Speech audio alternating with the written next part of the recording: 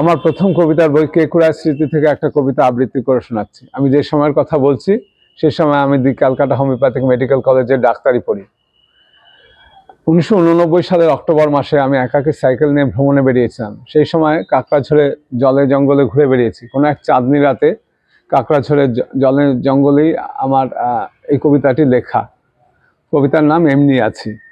আজ এমন অপূর্ব রাত, পাহাড়ের গায়ে অরণ্যের ছায়া, চাঁদের ছায়া, নির্জনতা। এই রাত এমন তীব্র, এমন সুচিতীব্র এই রাত।